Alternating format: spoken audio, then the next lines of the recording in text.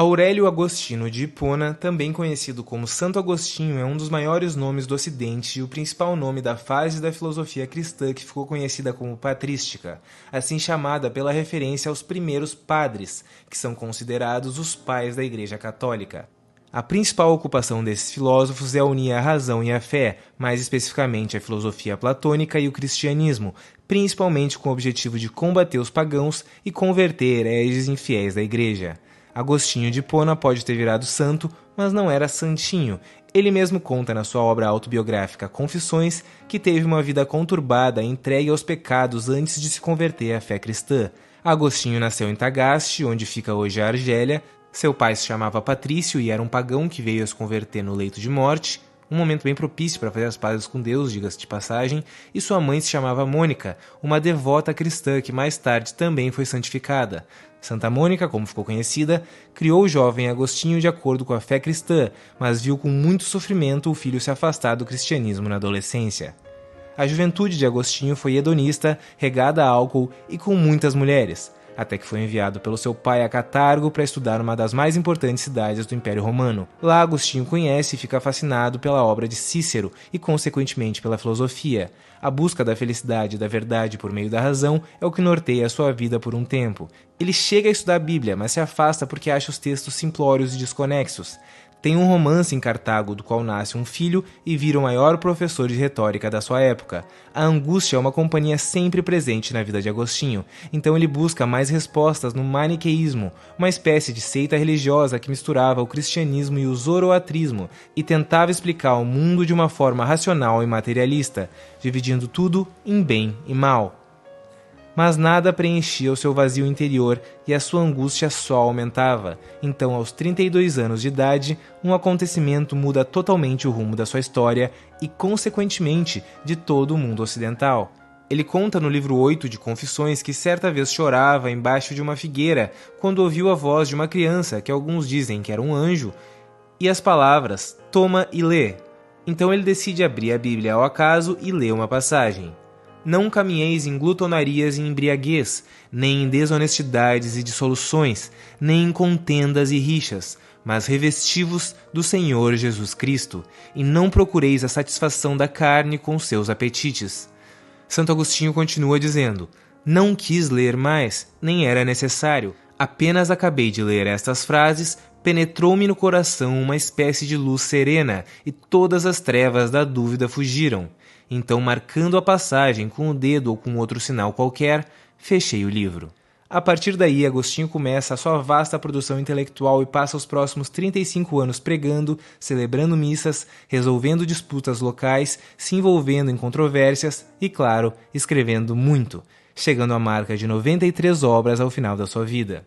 A história de Santo Agostinho é interessante porque ele segue uma espécie de jornada do herói padrão que se repete entre inúmeros convertidos. A vida entregue aos prazeres carnais, a negação das escrituras e por consequência de Jesus, a busca pela paz na razão e em outras religiões, a angústia constante e finalmente o momento de revelação e aceitação de Jesus Cristo, levando a total dedicação pelo resto da vida em nome do Senhor. Esse poder que o cristianismo tem e exerce nas pessoas, seja como verdade, seja como mitologia, é uma coisa que nenhuma religião, nenhuma outra doutrina desse mundo foi capaz de alcançar até os dias de hoje. A partir de então, todo o trabalho intelectual de Agostinho, ainda que aproveitasse da sua bagagem filosófica, tinha como base principal a fé em Cristo, sendo a razão algo secundário. Inclusive, sobre o próprio Platão, que tanto serviu de influência, e outros notáveis filósofos gregos, ele diz o seguinte: chegaram até as portas do céu, mas não adentraram, atolaram-se no seu próprio orgulho racional.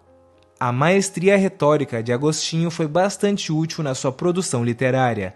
Muito do que hoje em dia é usado pelos religiosos para defender o cristianismo se origina ali, mesmo que eles nem sempre saibam disso. Um bom exemplo disso é a discussão sobre a origem do mal. Se Deus criou tudo o que existe, então ele também teria criado o mal?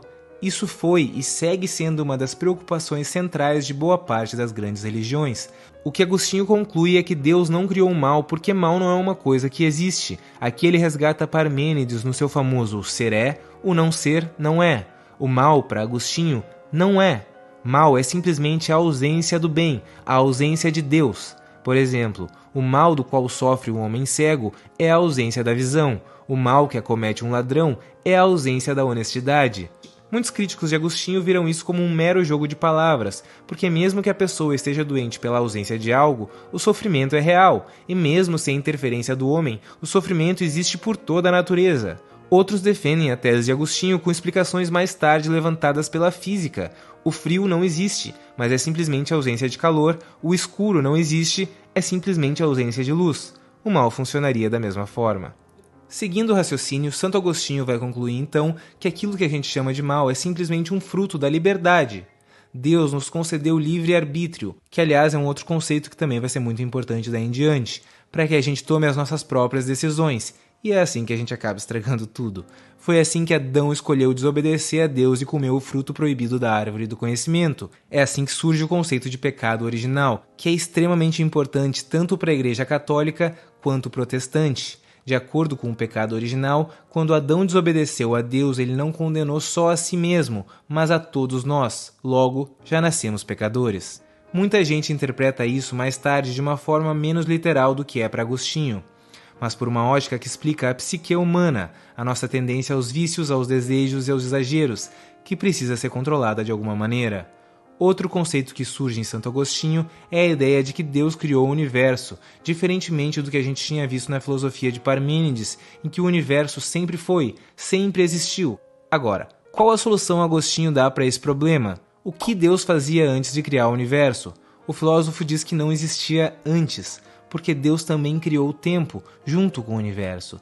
Ele não está inserido no tempo assim como nós, ele é eterno e imutável.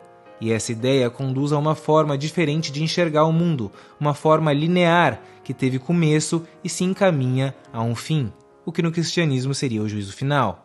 Essa visão não fazia parte do mundo e da filosofia que tinha sido desenvolvida até então, cujo olhar era cíclico e via a história se repetindo. Santo Agostinho não é um nome muito comum de ser trazido à tona quando se fala em filosofia, principalmente por quem está fora da academia e mais ainda por quem não é cristão ou pelos cristãos não praticantes. Só que uma coisa é fato, a sua obra foi o alicerce para toda uma civilização por cerca de 1000 anos, e até os dias de hoje tem uma influência tão grande, mas tão grande que já virou parte anatômica do corpo social. A gente não consegue mais enxergar exatamente o que é herança de Agostinho e o que é mero senso comum ou natureza humana. Qualquer tentativa de desfazer a influência que Agostinho exerceu precisaria de muito mais do que bons argumentos. Precisaria de uma espécie de cirurgia intelectual delicada, duradoura e a nível microscópico.